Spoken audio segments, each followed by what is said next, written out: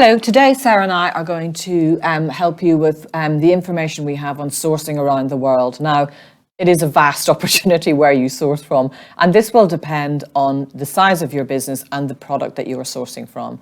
There are many, many prospects to source, both near shore and far shore in the Far East and in India. We will try and give you an insight on what we have learned about where are the best place to source. They will change because the geopolitical situation changes, and the way that tariffs and trade barriers move is also going to have an impact on where you source. So today we're going to discuss Bangladesh, which is a really new and interesting country to source from, and is growing in importance both across textiles and homewares. It is the leading garment and textile producer. It has really several advantages, including really low labour costs, a very large workforce, and very favourable trade policies. So Bangladesh is a very well-established textile industry and has a really robust supply chain network. So that makes it very attractive. So when you're sourcing in these countries, it's making sure not only they have the product availability, but the infrastructure and the network to actually support how you get the goods out of those countries.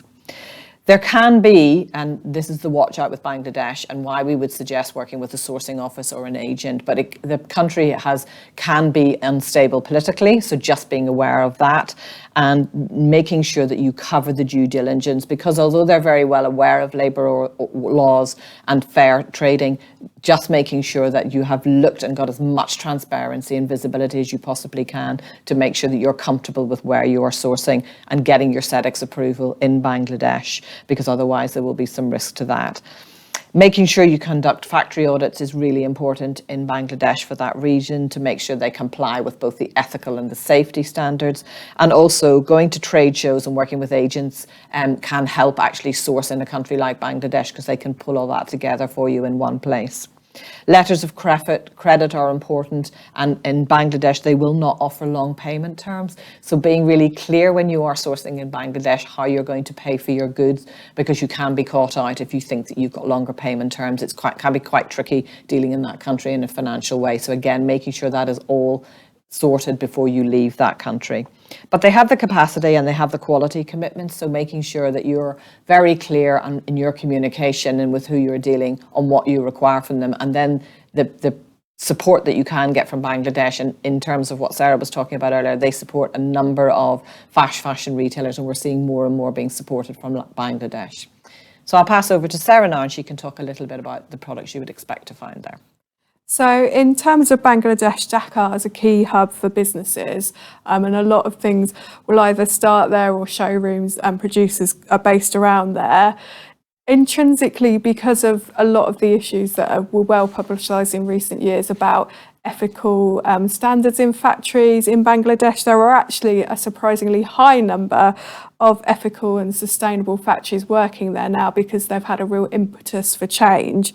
And within those, you'll find sectors such as knitwear and woven garments across anything from shirts, pants, t-shirts, jeans, jackets and sweaters. So a real diverse selections of materials they can work in, and really kind of covers all of the fashion items you might need. Homewares wise, there's a lot around the versatility they have in raw materials. So you'll see the use of palm leaf, seagrass, jute and water hyacinth, which are great products for producing baskets and storage type items. And hand-woven fabrics and in general just beautiful embellished accessories are specialities there. Leather items, furniture are growing areas, and bone china and porcelain are also interesting ones to look at in Bangladesh. Probably the word of caution around those is quite often in a country like Bangladesh there can be issues around power and power cuts, and when you're looking at industry like ceramics where you need a high level of power for firing kilns, etc. and drying, this can really put extra time into your lead times or just impact what you thought your lead time was because there's been particular issues that week or that month. So the ability to produce is there, but you just need to make sure you've got enough safety in your timing to be able to get the product out of the country.